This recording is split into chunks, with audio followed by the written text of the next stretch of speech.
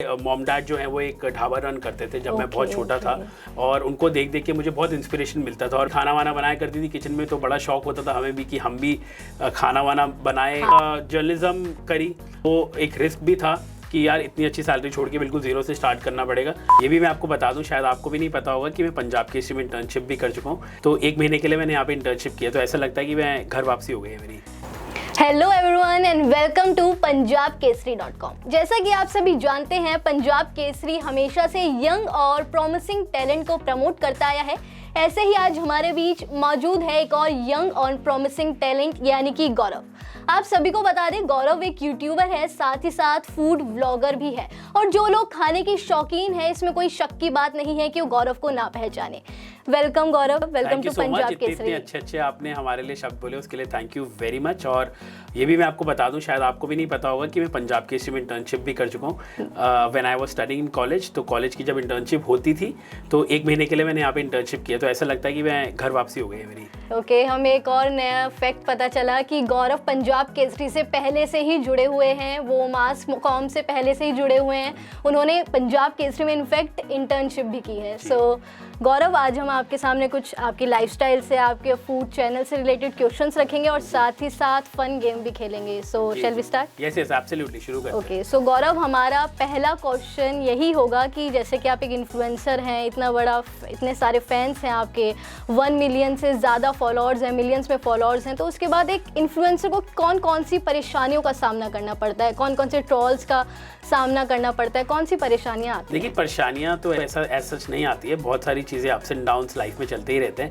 और जब आप शुरुआत करते हैं अपनी यूट्यूब जर्नी को, तो बड़ी सारी चीज़ें आती हैं आपके सामने, बड़े सारे हर्डल्स आते हैं। और वैसे भी देखिए, जब भी कोई भी काम करें आप, ऐसा नहीं कि आप यूट्यूब पे चैनल बनाएं, आप कोई भी काम करें, शुरुआती दौर पे ज़रूर मुश्किल होती है, लेकिन देख देख के, कर करके, सीख सीख के आप फिर आगे बढ़ जाते हैं। जब स्टार्ट हुआ तो 0 फॉलोअर्स से हुआ, हर किसी के 0 फॉलोअर्स होते हैं, और बहुत ज़्यादा मेहनत कर करके मिलियन फॉलोअर्स तक भी पहुँचे। और ये सब इन लोगों का प्यार ही है जिसने हमें यहाँ तक पहुँचाया है, जो हमारा कंटेंट इतना पसंद करते हैं। और बात करें मुश्किलों की, तो मुश्किलें देखिए एज सच ऐसी कोई मुश्किलें नहीं है, मेहनत आपको करनी है, बस वही सबसे बड़ी। ट्रोल्स का कैसे सामना करते हैं? ट्रोल्स देखिए, जैसे कि मैं बोलता हूँ हर बारी यही बोलता हूँ कि जिसने कुछ नहीं करना वो आपको वहाँ पे आके आपके प्लेटफॉर्म पे बोलेगा ही बोलेगा, आज भी बोलेगा, कल भी बोलेगा। उससे हमें सीख लेनी चाहिए कि वो हमें क्या सिखा के जा रहा है, क्या हमारे बारे में बोल रहा है, क्यों ऐसा बोल रहा है। तो हम सीख लेते हैं, उससे ज़रूर सीख लेते हैं और फिर कोशिश करते हैं कि वो चीज़ को दोबारा से ना रिपीट करें। लेकिन ज़्यादा सच बताऊँ तो अब फ़र्क नहीं पड़ता है, क्योंकि इतनी बड़ी जर्नी हो गई है, 6-7 साल हो गए हैं। तो नेगेटिव कमेंट्स को हम कोशिश करते हैं कि ना ही देखें, ना ही पढ़ें, और पॉजिटिव कमेंट्स पर ज़्यादा नज़र डालते हैं। ओके, सो गौरव, हमारा नेक्स्ट क्वेश्चन आपसे यही होगा कि स्वाद ऑफिशियल की जर्नी कहाँ से शुरू हुई? क्या कोई पैशन था या स्टार्टिंग से कभी सोच रखा था? पैशन तो शुरू से ही था, सब लोगों को पता ही है इनफैक्ट अब तो कि मेरे मॉम डैड जो हैं वो एक ढाबा रन करते थे जब मैं बहुत छोटा था, और उनको देख देख के मुझे बहुत इंस्पिरेशन मिलता था। और मैं यही सोचता था कि यार बड़े होकर कुछ ना कुछ करना है और फूड लाइन में ही करना है। बट ऑब्वियसली उस समय फूड ब्लॉगिंग होती नहीं थी, फूड जर्नलिज्म होती नहीं थी, ऐसा कुछ भी होता नहीं था। बट ये पता था कि फूड के इर्द गिर्द भी कुछ करना है, हो सकता है शेफ बन जाए, या हो सकता है कुछ लिख लें खाने के बारे में। तो हमेशा से शौक रहता था। खाना खजाना भी आता था उस समय संजीव कपूर जी का, वो काफ़ी देखा करता था मैं जब 8th-9th में था, जब बच्चे कुछ कार्टून्स देखते थे। कौन सा शेफ फेवरेट है? मेरे तो शेफ रणवीर बरार हैं, वो इंस्पिरेशन है मेरी, बहुत बड़े इंस्पायर, उन्होंने मुझे बहुत इंस्पायर किया लाइफ में, और आज भी वो मुझे काफ़ी इंस्पायर करते हैं, बताते रहते हैं, ऑन एंड ऑफ मेरे से बात भी होती रहती है, तो मुझे बताते रहते हैं कि कहाँ मैं ठीक जा रहा हूँ, कहाँ मैं गलत जा रहा हूँ, क्या मुझे और अच्छे से करना चाहिए, क्या नहीं करना चाहिए। तो इससे बहुत ज़्यादा इफेक्ट पड़ता है और बहुत ज़्यादा हेल्प मिलती है करियर में, कि जब इतने बड़े इन्फ्लुएंसर या कोई ऐसा इंसान जिसको आप हमेशा से अपना इन्फ्लुएंसर देखते थे, वो आपको जब बताता है तो उससे भी बहुत कुछ सीखने को मिलता है। तो जर्नी वहीं से 9th-10th से स्टार्ट हुई। फिर मम्मी खाना वाना बनाया करती थी किचन में, तो बड़ा शौक होता था हमें भी कि हम भी खाना वाना बनाएं, थोड़ा हाथ बढ़ाएं। हाँ, तो खाना बनाने के भी शौकीन हो गए, फिर खाना भी बनाने लगे। उसके बाद जर्नलिज्म करी, 12th पार करने के बाद, तो उसके बाद NDTV में भी जॉब किया, फिर आज तक में भी काम किया 6-7 साल। फिर सोचा कि यार अब अपना कुछ कर लिया जाए। 6 to 7 ईयर्स। हाँ, 6 to 7 ईयर्स किया, ज़्यादा ही किया इनफैक्ट, आज तक में तो 8 साल किया।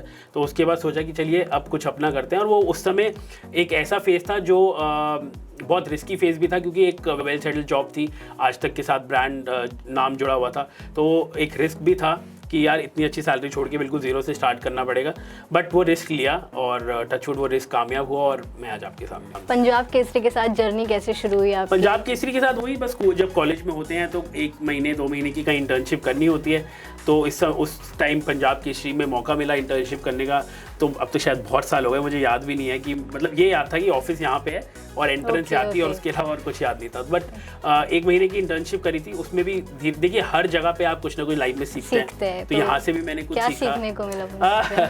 वही सीखने को मिला कि किस तरीके से टाइम मैनेजमेंट की जाती है, डिसिप्लिन कैसे रहना चाहिए, कैसे आपको नॉलेज होनी चाहिए इन एंड आउट। अगर आप जर्नलिज्म के अंदर आ रहे हैं तो पता होना चाहिए सारे न्यूज़ टॉपिक्स के बारे में। तो बस वो वहीं से सीख शुरू हुई, फिर अलग अलग चैनल्स में जाके उस सीख को बांटा और फिर अपना चैनल बनाया। तो देखो गौरव, सबके मन में ना एक क्वेश्चन जरूर आता है, फूड ब्लॉगर्स बाहर का इतना खाते हैं फिर भी इतने फिट रहते हैं। देखिए फिट सब नहीं रहते, मैं आपको बता देता हूँ, काफ़ी सारे फूड ब्लॉगर ऐसे हैं जो शायद नहीं रहते। मुझसे लोग ये नहीं, सिर्फ बात फिट की नहीं होती। अगर मेरी बात ली जाए तो अगर मैं एक मोमोज की प्लेट भी खा लेती हूँ ना, या तो प्रॉब्लम हो जाती है एक्ने की, नहीं तो प्रॉब्लम हो जाती है कि वेट बढ़ गया, टेंशन होगी अभी इसकी। तो आप लोग कैसे मैनेज करते हैं? बॉडी टू बॉडी डिपेंड करता है कि किसी को तो हवा भी मोटापा दे देती है और किसी को तो इतना खाने के बाद भी कुछ नहीं होता। तो ऐसा नहीं है। देखिए मैं यही बोलता हूँ सबको कि खाइए, आप अच्छे से खाइए, एक्सप्लोर कीजिए खाने को, स्ट्रीट फूड खाइए, रेस्टोरेंट्स में जाके खाइए। लेकिन सबसे इंपॉर्टेंट जो चीज़ है वो आपको ऑब्वियसली अपनी हेल्थ का भी ध्यान रखना है, डाइट का भी ध्यान रखना है।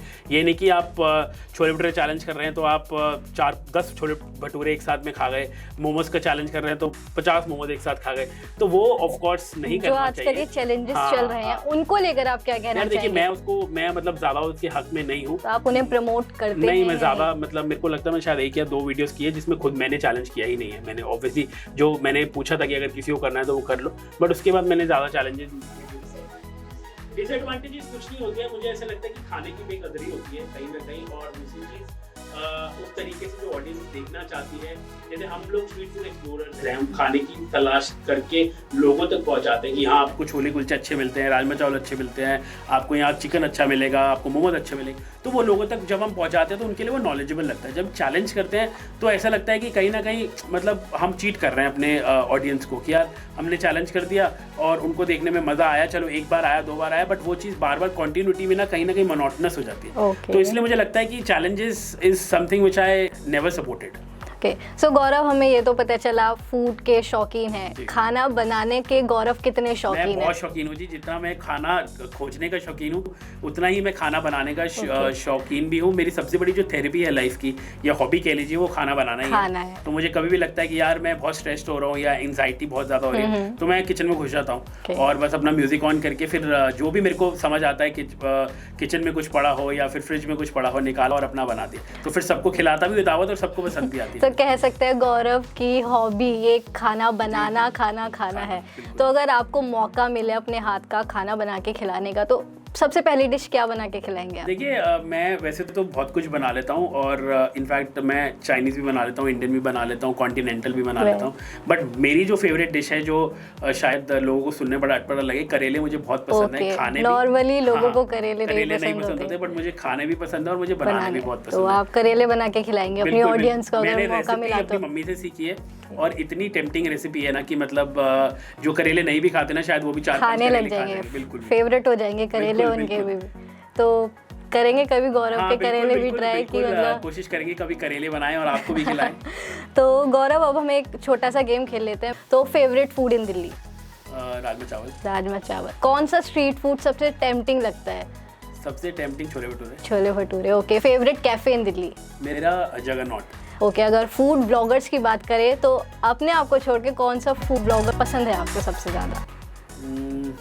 देखिए मेरे को अनुभव सप्रा काफ़ी अच्छे लगते हैं। मतलब मेरे काफ़ी अच्छे मित्र हैं और उनकी जो समझ है वो भी बहुत अच्छी है। और अगर मैं फूड हिस्टोरियन की बात करूं तो मेरे को पुष्पेश पत जी बहुत सही लगते हैं, उनकी हिस्ट्री नॉलेज बहुत। अगर आपको मौका मिले खाना बनाने का या खाना खाने का तो क्या चूज़ करेंगे? मैं शायद दोनों ही चूज़ करूँगा। बनाना भी बना के खाना पसंद करूँगा। ओके दोनों चीज़ें हो ओके, गई। ठीक है। तो जंक फूड या घर का बना हुआ हेल्दी फूड? एनी डे घर का खाना। घर का मैं खाना। बहुत शौकीन हूँ घर के खाने का, और अपनी माँ के हाथ के खाने का तो बहुत ज़्यादा। मैं बहुत ज़्यादा ट्रैवल करता हूँ, सबसे पहली चीज़ जो मैं फ़ोन करके मम्मी को बोलता हूँ या मुझसे पूछते हैं कि तो वापस आ रहा है क्या खाना है, तो मैं उनको सबसे पहले बोलता हूँ आप सिर्फ कुछ मत बनाओ, खिचड़ी बना दो या फिर करेले बना दो या फिर दाल रोट बना दो। तो यही सब घर का खाना आपको पसंद है? मुझे बहुत पसंद। ठीक है। क्वेश्चंस जो ऑडियंस के मन में आता है कि फूड ब्लॉगर्स बाहर का इतना टेम्पटिंग इंटरेस्टिंग खाना खाते हैं, तो घर जाके क्या उन्हें वो टेम्पटिंग इंटरेस्टिंग खाना मिल पाता है, वो भी आम लोगों की तरह रोटी सब्जी? नहीं, बिल्कुल मिलता है। देखिए मैं आपको बताता हूँ कि मेरी मम्मी जो हैं वो बहुत बड़ी मेरे लिए तो शेफ़ हैं वो, और वो सब कुछ बनाती हैं। वो मोमोज भी बना देती हैं, वो नूडल्स भी बनाती हैं, बर्गर्स भी बनाती हैं, सैंडविचेस, एवरीथिंग वो सब कुछ बनाती हैं घर में ही। तो हमें कभी इसी कमी खलती नहीं। और वैसे भी मेरा काफ़ी टूर रहता है, तो मैं बाहर बहुत ज़्यादा स्ट्रीट फूड खाता हूँ, देखता हूँ, बट लेकिन जिस तरीके से मम्मी स्ट्रीट फूड प्रेजेंट करती है वो बिल्कुल ही अलग होता है। फिर भी फूड ब्लॉगर्स इतना बाहर का खाने के बाद भी एकदम फिट, स्मार्ट, डैशिंग कैसे रह लेते हैं? मतलब वो तो आपकी बड़प्पन है आपका जो ऐसे बोल रहे हैं। कोशिश यही रहती है कि अच्छा खाएं, स्ट्रीट फूड भी एक्सप्लोर करें, और खाने के साथ साथ अपनी डाइट पे भी बहुत ध्यान रखें। ऐसा नहीं कि एक बारी में मतलब सब कुछ ही खा लिया।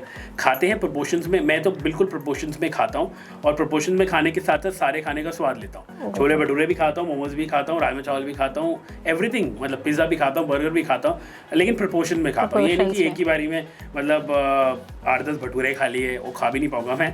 तो इसलिए मैं बस छोटे छोटे प्रोपोर्शन में खाता हूँ, ताकि मैं हर चीज़ का स्वाद भी ले सकूँ और मुझे बाद में गिल्ट भी ना हो। ओके।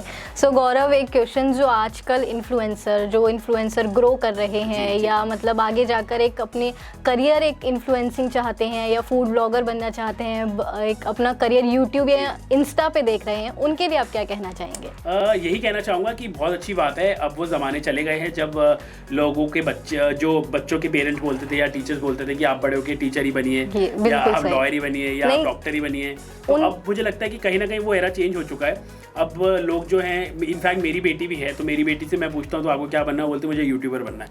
तो मुझे बहुत अच्छा लगता है सुन के कि बिल्कुल अलग ही सोच है इसकी वो सोच नहीं है डॉक्टर, लॉयर और टीचर वाली। इसकी सोच बिल्कुल अलग है, जो कि बहुत अच्छी बात है, क्योंकि सोशल मीडिया के आने से बहुत सारे अपॉर्चुनिटीज़ खुल गई हैं बहुत सारे लोगों के लिए। कोई फैशन में जा रहा है, उसका फैशन में इंटरेस्ट है, कोई फूड में जा रहा है, कोई ट्रैवल में जा रहा है, तो जिसका जहाँ इंटरेस्ट है उसको वो करने को मिल रहा है जो वो हमेशा से करना चाहता था। और पैशन के साथ जब प्रोफेशन जुड़ जाता है ना, तो काम करने का बहुत मजा आता है। बिल्कुल सही कहा। नए इन्फ्लुएंसर्स को क्या आप टिप्स देना चाहेंगे कि इन टिप्स को फॉलो करके आप थोड़ा और ग्रो कर सकते हैं? देखिए, टिप्स मेरी हमेशा यही रहती है, मैं सबको ये बोलता हूँ कि 3 चीज़ें आपको हमेशा जहन में दिमाग में रखनी चाहिए जब भी आप यूट्यूब पे आएँ या सोशल मीडिया पे आएँ। सबसे पहली चीज़ कंसिस्टेंसी बहुत ज़रूरी है। अगर इनफैक्ट पैशन सबसे पहले होना चाहिए। अगर आपके पास पैशन नहीं है उस काम को करने का या आपके उस जॉनर का, तो शायद आपको वो करना ही नहीं चाहिए। क्योंकि हो सकता है बड़े सारे लोग ये देखते हैं यार ये तो फूड ब्लॉगर बन गए या ये फैशन ब्लॉगर हैं, तो इनके इतने सारे फॉलोअर्स हो गए तो हम भी करते हैं, बट उसमें आपका अगर पैशन ही नहीं है तो मुझे नहीं लगता कि आपको वो काम करना चाहिए। दूसरी चीज़, कंसिस्टेंसी बहुत ज़्यादा ज़रूरी है। ये नहीं कि अगर आपने यूट्यूब पर अपना चैनल बना दिया, आज वीडियो डाल रहे हैं, 15 दिन बाद डाल रहे हैं, फिर 2 महीने भूल गए, तो ऐसा नहीं करना चाहिए। कंसिस्टेंट रहना चाहिए अपनी ऑडियंस के साथ, अपने कंटेंट के साथ, ताकि लोगों को कुछ नया देखने को मिलता रहे रोज़ाना। और तीसरी चीज़ जो मुझे लगती है कि एक्सप्लोर करते रहना चाहिए। एक्सप्लोर किसी भी फील्ड में करिए आप खाने के अगर ब्लॉगर बन रहे हैं, आप फैशन के बन रहे हैं, तो एक्सप्लोर करिए। ये नहीं कि एक ही चीज़ को आप कंसिस्टेंटली अपनी ऑडियंस को दिखाते चले जा रहे हैं। तो मेरे ख्याल से अगर आप इन 3 चीज़ों का ध्यान रखेंगे तो आपको लॉन्ग रन में काफ़ी ज़्यादा हेल्प करेगा। सो गौरव, अच्छा लगा आपसे बात करके, इतने सारे टिप्स एंड ट्रिक्स जान के कि एक फूड ब्लॉगर कैसे इतना फिट रह सकता है, और आपकी जर्नी जर्नलिज्म से लेकर फूड ब्लॉगिंग तक काफ़ी अच्छा लगा आपसे मिलकर। Thank you. मुझे भी बहुत अच्छा लगा आपसे मिलके, आपसे बातें करके, आपके सवालों का जवाब देके, और काफ़ी अच्छा लगा पंजाब केसरी आके इतने सालों के बाद। So thank you everyone. आज के लिए इतना ही, लेकिन ऐसे ही जुड़े रहिए punjabkesari.com के साथ।